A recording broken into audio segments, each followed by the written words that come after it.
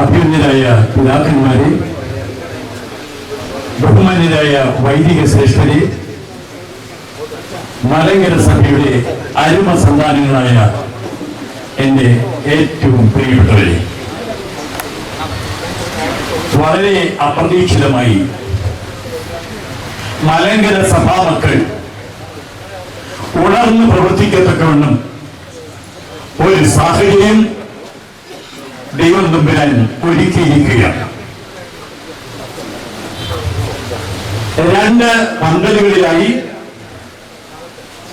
2 സഭാമേലധ്യക്ഷന്മാർ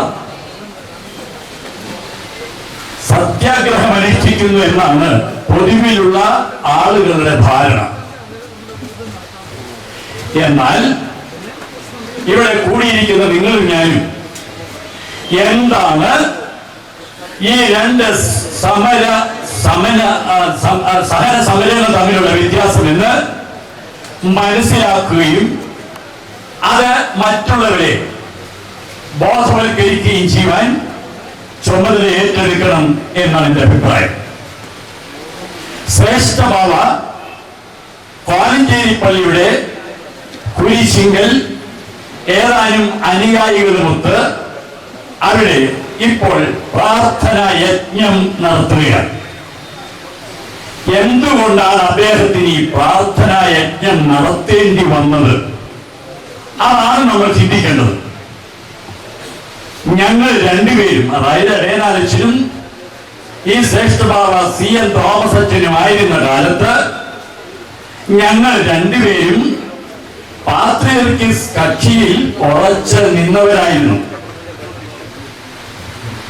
ഞാൻ ശമ്മാശ് പട്ടം ഏൽക്കുന്നതിന് 6 മാസം മുമ്പാണ് അദ്ദേഹത്തിന് ഇടവക മെത്രാപ്പോലീത്ത തിരുമേനി, അന്നത്തെ പൗലോസ് മാർ പീലക്സീനോസ് മെത്രാച്ചൻ, കണ്ടനാട് ഭദ്രാസനത്തിന്റെ മെത്രാപ്പോലീത്ത തിരുമേനി ശമ്മാശ് പട്ടം കൊടുക്കാതെ ഇരുന്നത് കൊണ്ട് ചീമയിൽ നിന്ന് വന്ന് താമസിക്കുന്ന ജൂലിയോസ് മെത്രാനിൽ നിന്ന് അദ്ദേഹം ശമ്മാശ് പട്ടം സ്വീകരിച്ചത്.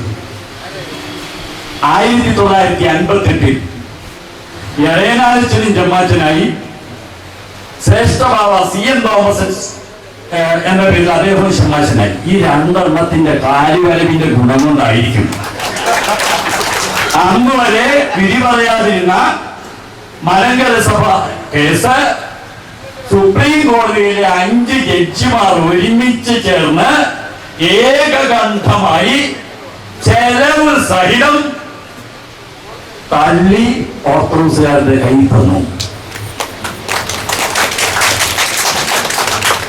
കേസ് പൊട്ടി എന്ന് മാത്രമല്ല, ചെലവ് സഹിതം പൊട്ടി.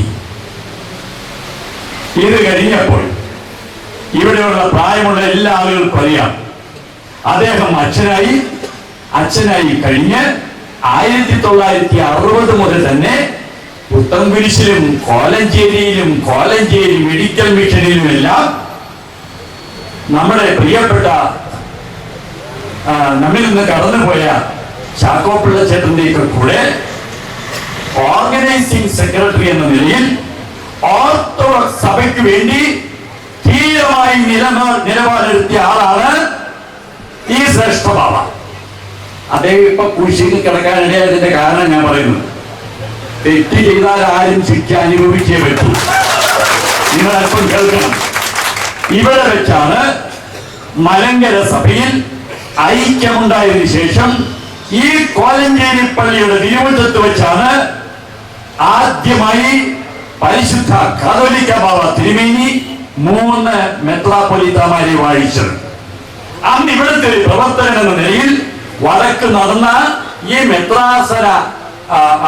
മെത്രാൻ സ്ഥാനാരോഹണ പരിപാടിക്ക്, പട്ടം കൊടുക്കുന്ന പരിപാടിക്ക് ഏറ്റവും മുമ്പിൽ നിന്ന് പ്രവർത്തിച്ചവനാണ് ഈ ശ്രേഷ്ഠബാവ. അതും നിങ്ങൾ അറിയണം. പിന്നെ എന്ത് സംഭവിച്ചു? 1970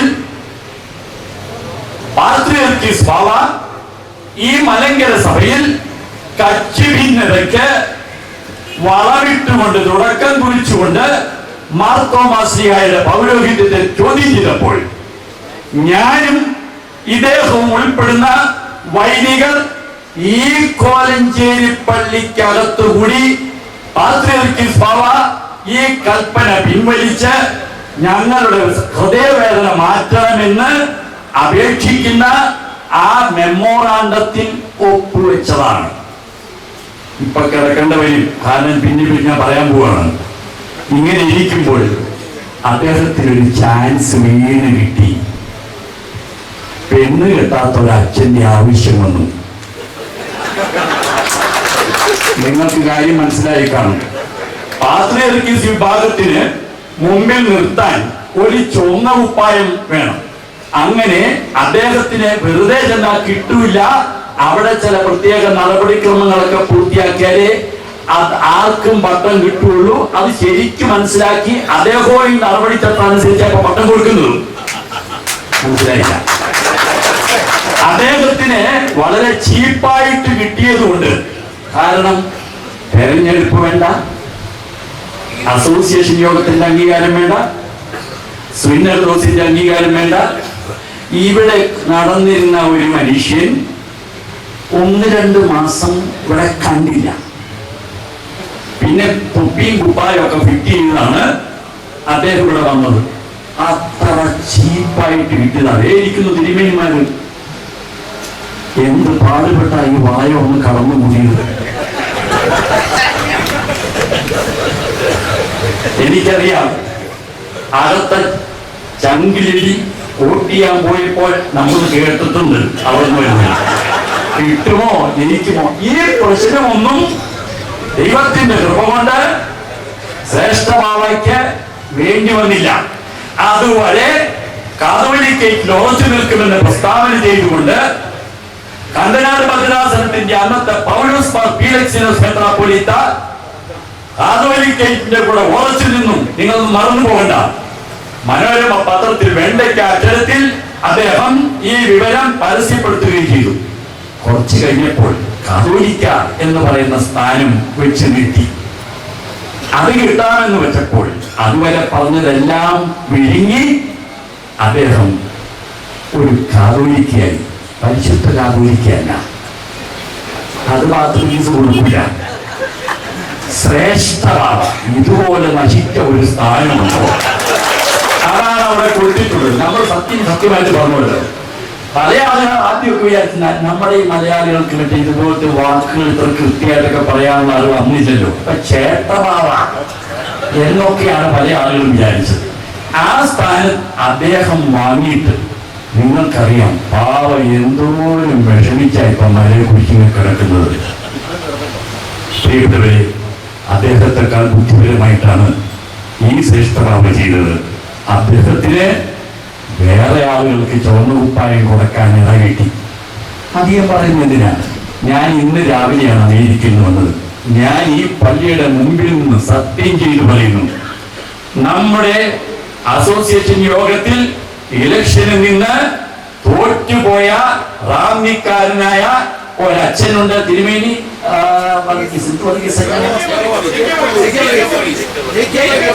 എനിക്കറിയാൻ ഇത് പറയട്ടെ ഞാൻ വെറുതെ പറഞ്ഞ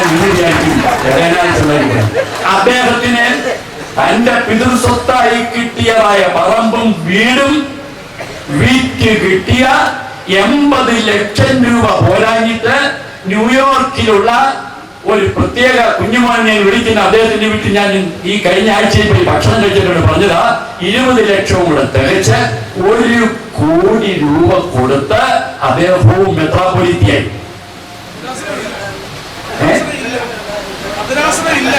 ഞാൻ പറയാൻ പോണല്ലോ.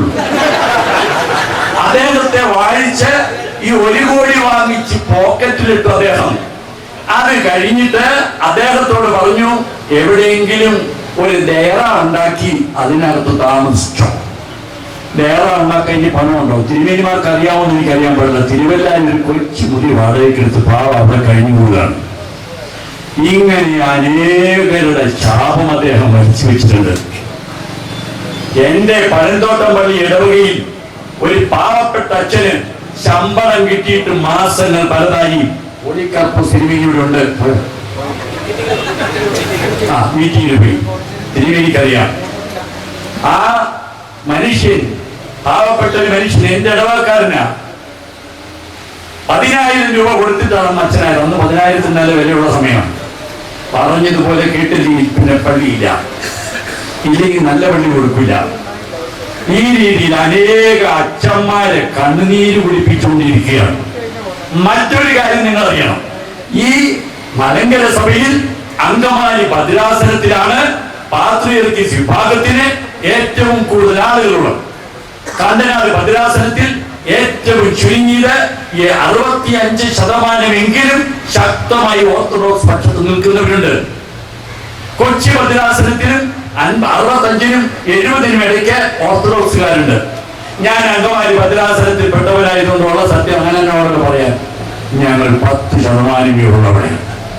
അപ്പോൾ നല്ല പുരാതന പള്ളികളും ആളുകളുള്ള ഇടവകകളും അങ്കമാലി ഭദ്രാസനത്തിലാണ്. ഇദ്ദേഹം അങ്കമാലി ഭദ്രാസന മെത്രാപ്പൊലീത്തായും മലങ്കര സഭയുടെ കാതോലിക്കായുമായിട്ടാണ് ഇരിക്കുന്നത്. ഈ ഭദ്രാസന ആർക്കും കൊടുക്കില്ല. എല്ലാവരെയും കയ്യിൽ നിന്ന് ചില്ലറ വാങ്ങിച്ച് 90 അവർക്ക് കൊടുത്തിട്ടുണ്ട്. തിരുമേനി, അപ്പൊ പിന്നെ കുരിശിന് ഇത്ര നേരം കിടന്നാൽ മതിയോ? ഈ പ്രാർത്ഥന യജ്ഞം കൊണ്ട് പ്രശ്നം വല്ലതും തീരുവോ? പ്രിയപ്പെട്ടവരെ, ഇങ്ങനെ ചെയ്തിട്ടുള്ള ഓരോരോ തെറ്റുകൾക്ക് എണ്ണി എണ്ണി അദ്ദേഹം ഇപ്പോൾ 2 കൈ ഉയർത്തി കുരിശിങ്കിലേക്ക് നോക്കി പ്രായശ്ചിത്തം ചോദിച്ചുകൊണ്ടിരിക്കുകയാണ്. ഇതാണ് ഫാക്ട്. എനിക്ക് അവസാനമായി ചില കാര്യങ്ങൾ പറയാനുണ്ട്. 1934 ഭരണഘടന അനുസരിച്ച് ഈ പള്ളി ഭരിക്കപ്പെടണമെന്ന് കോടതി ആത്യന്തികമായി വിധി പ്രഖ്യാപിച്ചു. കോടതി വിധിക്കുന്നതിന് മുമ്പ് ഈ ശ്രേഷ്ഠഭാവ കോടതിക്ക് മുമ്പിൽ എഴുതി കൊടുത്തു, ഞാൻ 1934 ഭരണഘടന അനുസരിച്ച് പ്രവർത്തിച്ചു കൊള്ളാമെന്ന് ഇതിനാൽ പ്രതിജ്ഞ ചെയ്യുന്നു. പട്ടമേൽക്കുമ്പോൾ പ്രതിജ്ഞ ചെയ്യുന്നത് പോലെ കോടതിക്ക് മുമ്പിൽ 1934 ഭരണഘടന അദ്ദേഹം അംഗീകരിച്ചുകൊണ്ട് അതിന് വിധേയനായി പ്രവർത്തിച്ചു കൊള്ളാമെന്ന് കോടതിക്ക് എഴുതി കൊടുത്തിട്ടുള്ളവനാണ്. അതിനെ കാറ്റിൽ പകർത്തിക്കൊണ്ടാണ് ഇന്ന് അദ്ദേഹം പ്രവർത്തിക്കുന്നത്. അതിന്റെ പേരിലും ഇദ്ദേഹം ഈ പ്രാർത്ഥനാ യജ്ഞം കൊണ്ട് പ്രശ്നം അവസാനിപ്പിക്കും എന്നെനിക്ക് വിചാരമില്ല. ഒടയതമ്പുരാൻ ഇതൊന്നും അറിയാത്ത ആളല്ല. ഒടയതമ്പുരാൻ ഇതെല്ലാം അറിയാം. ഈ ഭരണഘടന സുപ്രീം കോടതിയിൽ കേസ് വാദിക്കുന്ന അവസരത്തിൽ ഈ ഭരണഘടന തിരുത്തണമെന്ന് ആവശ്യപ്പെട്ടവരാണ് പാത്രിയർക്കീസ് കക്ഷി. തങ്ങളുടെ പള്ളികളിൽ നിന്ന് ആളുകളുടെ എണ്ണത്തിന് ആനുപാതികമായി അസോസിയേഷന് ആളുകളെ അയക്കുവാൻ അവസരമുണ്ടാകാൻ ഭരണഘടന തിരുത്തണം എന്നാവശ്യപ്പെട്ടു. അങ്ങനെ ഭരണഘടന തിരുത്തുന്നതിന് ഓർത്തഡോക്സ് സഭ ഇതിൽ നിന്നില്ല. അതനുസരിച്ച് സുപ്രീം കോടതി ഭരണഘടനയിൽ മാറ്റം വരുത്തി. അങ്ങനെ തങ്ങൾ ആവശ്യപ്പെട്ട മാറ്റം കിട്ടി മാറ്റിയെടുത്ത ഭരണഘടന ഇപ്പോൾ സ്വീകാര്യമല്ല എന്ന് നിങ്ങൾ മനസ്സിലാക്കണം. മാധ്യമങ്ങളും നാട്ടുകാരായ നല്ല മനുഷ്യരും എന്താണ് ഈ സമരത്തിന്റെ പിന്നിലെ യാഥാർത്ഥ്യം എന്ന് മനസ്സിലാക്കിയിട്ടില്ല. അത് കഴിഞ്ഞപ്പോൾ സുപ്രീം കോടതിയിൽ നിന്ന് പറഞ്ഞു അസോസിയേഷൻ യോഗം വിളിച്ചു കൂട്ടണം. കാരണം ഇപ്പോഴും അവര് പറയുന്നതായ വാദഗതി സുപ്രീം കോടതിയിലും പാത്രിയർക്കീസ് കക്ഷി ഉന്നയിച്ചു. പ്രിയപ്പെട്ടവരെ, അവരാണ് ഭൂരിപക്ഷം. ഭൂരിപക്ഷം അവരാണെങ്കിൽ ഭൂരിപക്ഷം അനുസരിച്ച് മലങ്കര സഭയുടെ പരമാധ്യക്ഷൻ തിരഞ്ഞെടുക്കാൻ അവർക്ക് കഴിയും. ഭരണഘടന തിരുത്തി വലിയ പള്ളികളിൽ നിന്ന് കൂടുതൽ ആളുകൾ വരാനുള്ള സൗകര്യം കോടതി ചെയ്തു. അങ്ങനെ വന്നപ്പോൾ അവർ മറ്റൊരു ദിവസം ഉന്നയിച്ചു, ഒരു നിരീക്ഷകന്റെ മേൽനോട്ടത്തിൽ വേണം അസോസിയേഷൻ യോഗം കൂടാൻ. റിട്ടയർഡ് സുപ്രീം കോടതി ജഡ്ജി ജസ്റ്റിസ് മളിമഠിനെ കോടതി നിയോഗിച്ചു. അദ്ദേഹത്തിന്റെ ചെലവിനായി നമ്മളും കെട്ടിവെച്ചു. അദ്ദേഹം വന്നു, വോട്ടേഴ്സ് ലിസ്റ്റ് എടുത്തു, അസോസിയേഷൻ യോഗം പരിമല കൂടുവാൻ തീയതി നിശ്ചയിച്ചു, പേപ്പറിൽ കൂടെ പരസ്യം ചെയ്തു. എന്തു ചെയ്തു ശ്രേഷ്ഠഭാവ? നിങ്ങൾക്ക് എല്ലാവർക്കും അറിയാം, അസോസിയേഷൻ യോഗത്തിലേക്ക് ആരെയും അയച്ചില്ല.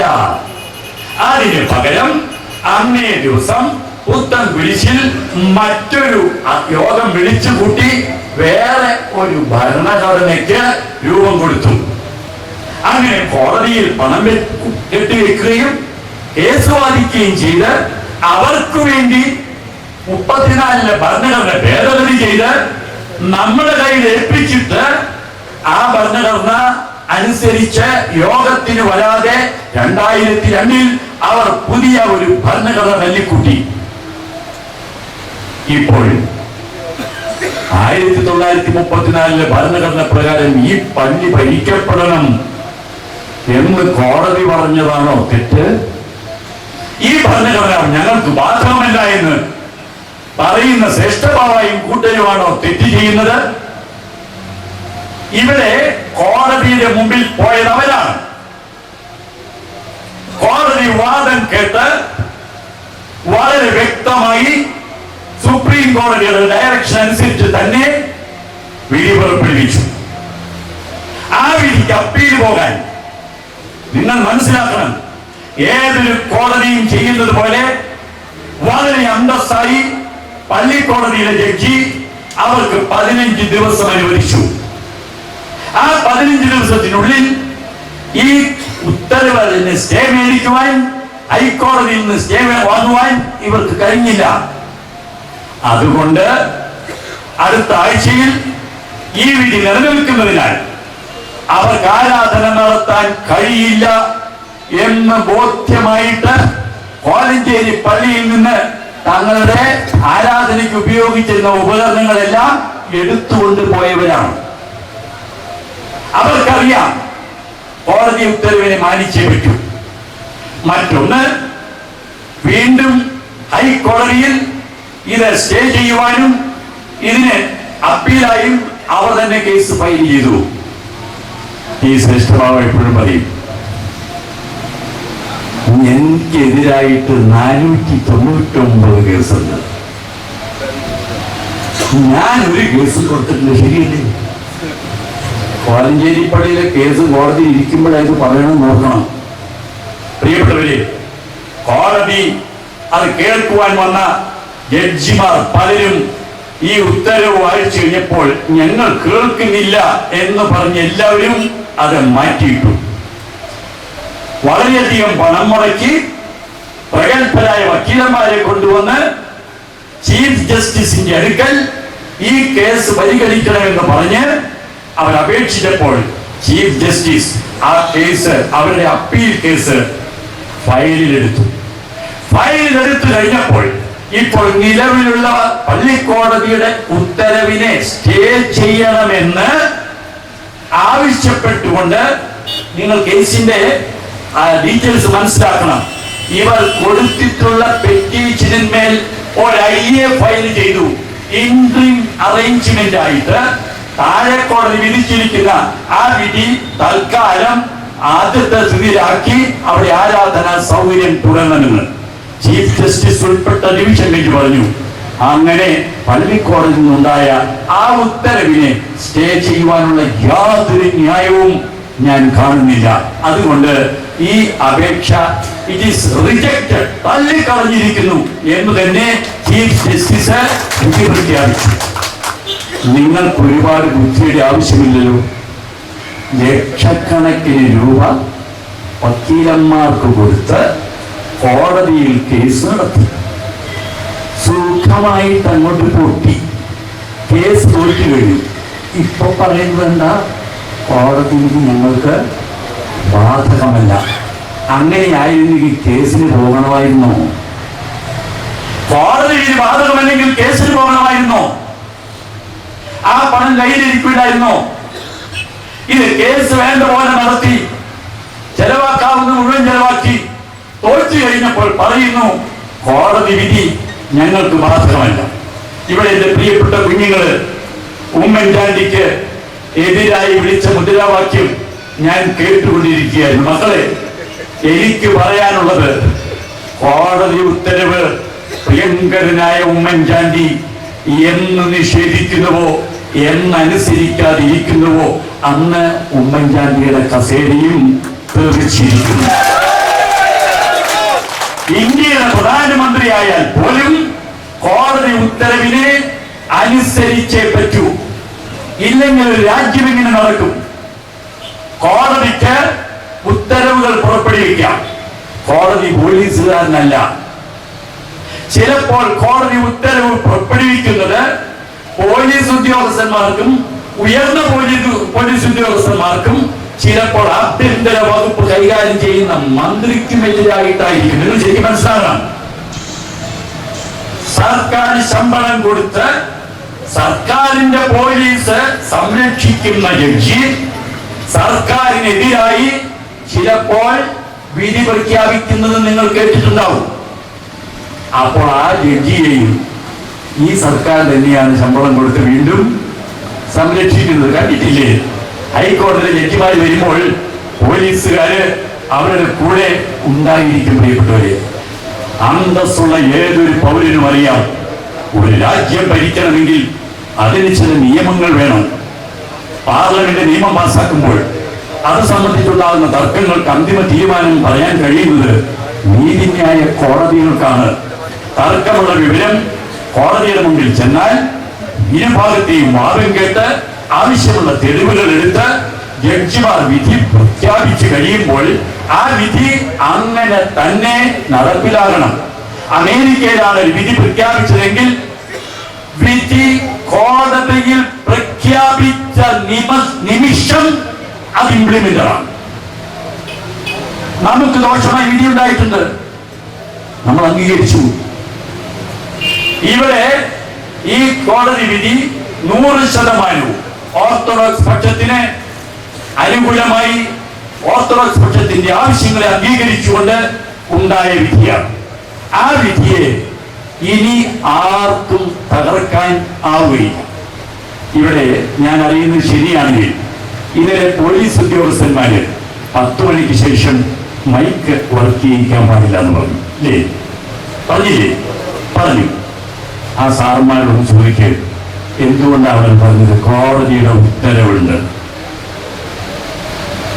പിന്നെ സാറേ, ഈ ഉത്തരവ് നടപ്പിലാക്കാൻ സാറിന് ബാധ്യതയുണ്ടല്ലോ.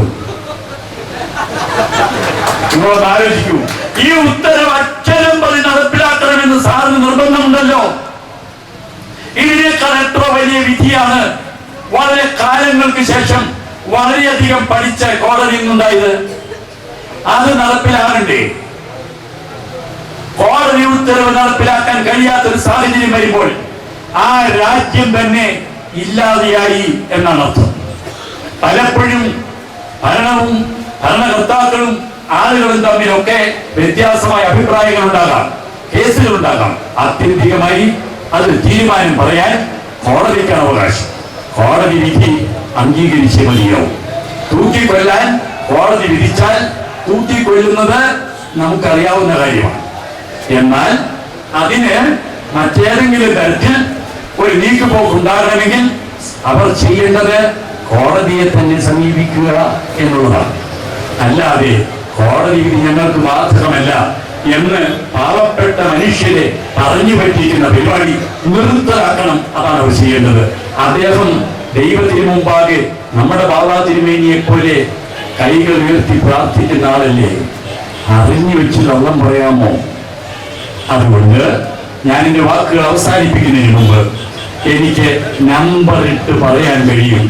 താൻ കഴിഞ്ഞ കാലത്ത് ഈ സഭയിൽ മെത്രാപ്പൊലീത്ത എന്ന സ്ഥാനം യാതൊരു വിധ ന്യായവുമില്ലാതെ യാതൊരു വിധ യോഗ്യതകളുമില്ലാതെ തന്ത്രപരമായി നേടിയെടുത്തത് ദൈവമേ ക്ഷമിക്കണമേ എന്ന് പ്രാർത്ഥിച്ച് ഇപ്പോൾ കുരിശിങ്കൽ യജ്ഞം നടത്തേണ്ടിയിരിക്കുന്നു. 2, കോടതി ഉത്തരവുകൾ പാലിക്കണ്ട എന്ന് പാവപ്പെട്ട ജനങ്ങളെ പറഞ്ഞു പറ്റിക്കുന്നത് ഒരു സഭാ മേലധ്യക്ഷന് നല്ലതല്ല. പൗലോസ്ലീഹ റോമർക്ക് എഴുതുന്ന ലേഖനത്തിൽ അപ്പോസ്തലൻ പറയുന്നു, എല്ലാ ഉത്തരവുകളും ഭരണാധികാരികളുടെ ഉത്തരവുകളും ക്രിസ്തീയ സഭയിലെ അംഗങ്ങൾ പാലിച്ചിരിക്കേണ്ടതാണ്. വേറൊന്ന് നിങ്ങൾ ഓർക്കണം, മാർത്തോമാ സഭ കേസ് പറഞ്ഞു, അവർ തോറ്റുപോയി. അവർ വഴികൊണ്ടാണോ പോയത്? സ്വത്തുക്കൾ അവർ കൊണ്ടുപോയോ? കൊണ്ടുപോയിട്ടില്ല. അതുപോലെ തന്നെ റീത്ത് പ്രസ്ഥാനം മലങ്കര സഭയിൽ ഉണ്ടായപ്പോൾ അവരാരും മലങ്കര സഭയുടെ പള്ളികളും സ്വത്തുക്കളും കൊണ്ടുപോയില്ല. സഭ ഒരു ട്രസ്റ്റാണ്. ആ ട്രസ്റ്റിന്റെ നിയമാവലി സംബന്ധിച്ച് ആ ട്രസ്റ്റിലെ അംഗങ്ങൾ പ്രവർത്തിക്കുന്നിടത്തോളം കാലം അവിടെ അവർക്ക് അംഗത്വമുണ്ടായിരിക്കും. ഇല്ലെങ്കിൽ അവർക്ക് വിട്ടുപോകാം. സ്വത്തുക്ക് പങ്കുവെക്കുന്ന കോപ്പറേറ്റീവ് സൊസൈറ്റി അല്ല സഭ. പ്രിയപ്പെട്ടവരെ, അദ്ദേഹം ചെയ്ത അപരാധങ്ങൾക്ക്, താൻ അറിഞ്ഞു വെച്ച് ചെയ്തു കൂട്ടിയിട്ടുള്ള അപരാധങ്ങൾക്ക് പ്രാർത്ഥന യജ്ഞം നടത്തുകയാണ്. എന്നാൽ നമ്മുടെ ബാബ തിരുമേനി ഒരൊറ്റ കാര്യത്തിന് വേണ്ടിയാണ് ഇവിടെ ഈ സഹന സമരം നടത്തുന്നത്. എന്താണ് തിരുമേനി പറയുന്നത്?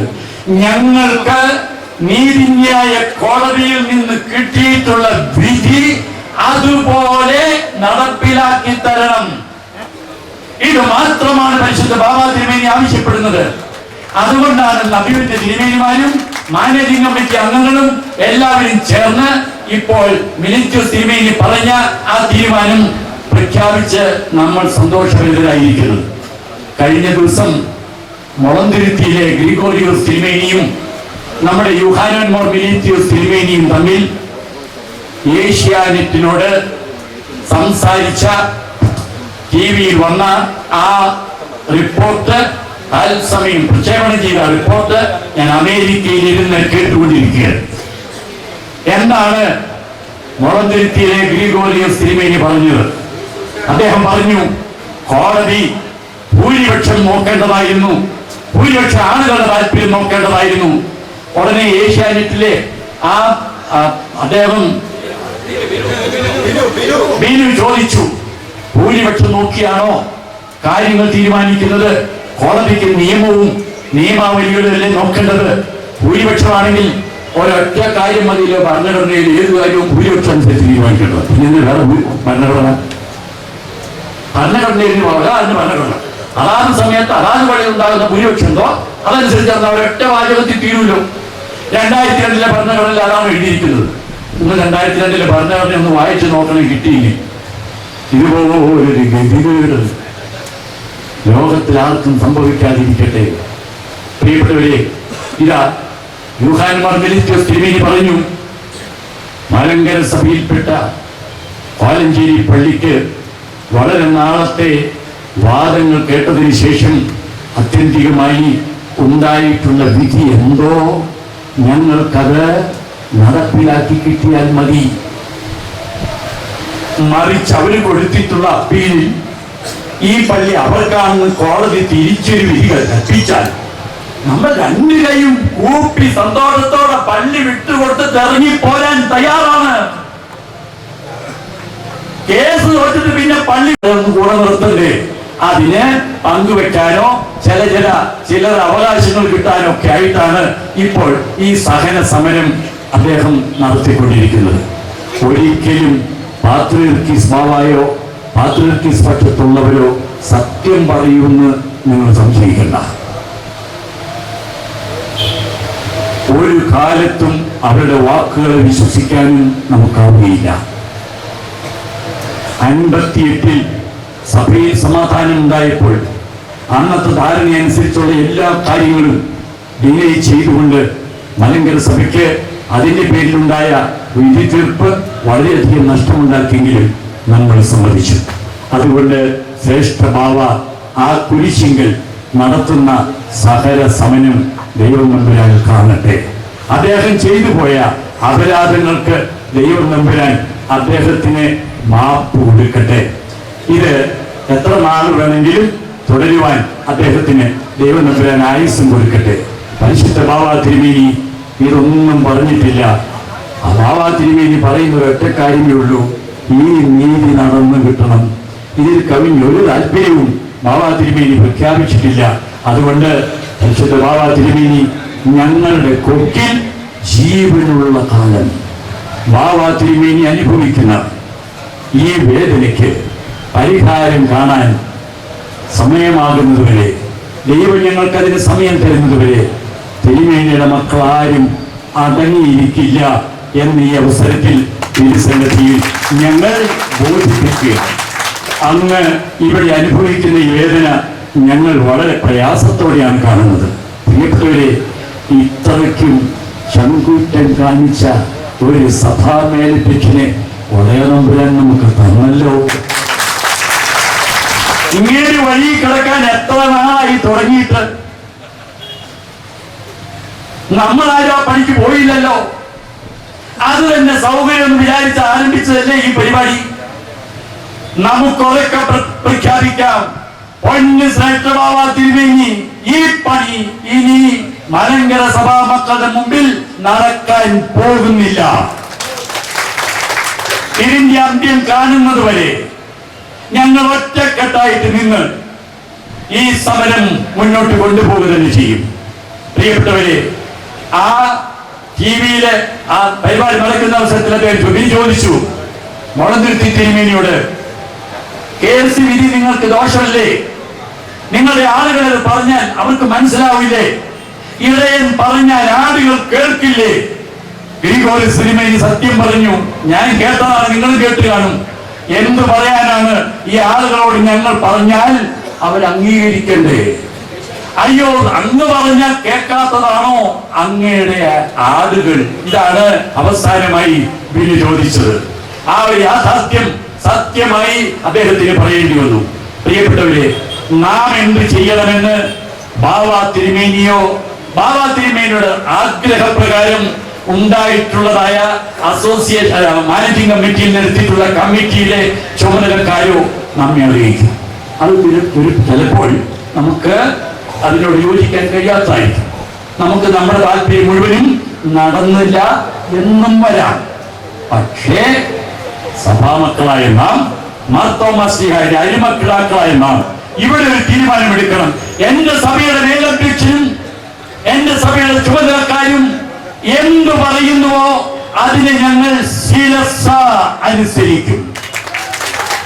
അതിന്റെ അപ്പുറത്തേക്ക് മലങ്കര സഭാ മക്കൾ പോകുകയില്ല. ഈ സമരം എത്ര കാലം വേണ്ടിവരുമെന്ന് ദൈവം മാത്രം അറിയുന്നു.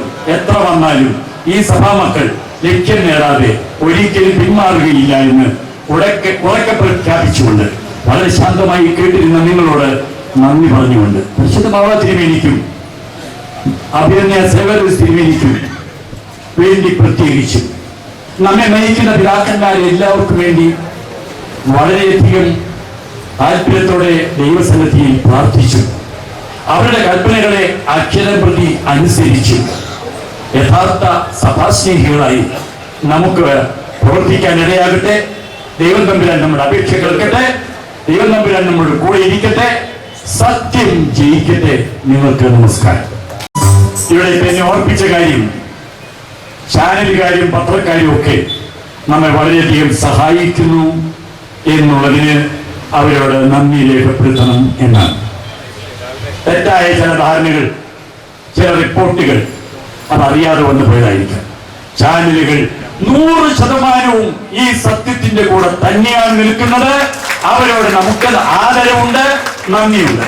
മേലിലും അവരങ്ങനെ തന്നെ ചെയ്യുമെന്ന് ഞങ്ങൾ പ്രതീക്ഷിക്കുന്നു. പോയത് ഈ സദസ്സ്, അഭിമന്യ തിരുമേനിമാർ ഉൾപ്പെടുന്ന ഈ സദസ്സ്, അദ്ദേഹത്തോടുള്ള നന്ദി ഈ അവസരത്തിൽ വളരെ വിനയമായി രേഖപ്പെടുത്തുന്നു.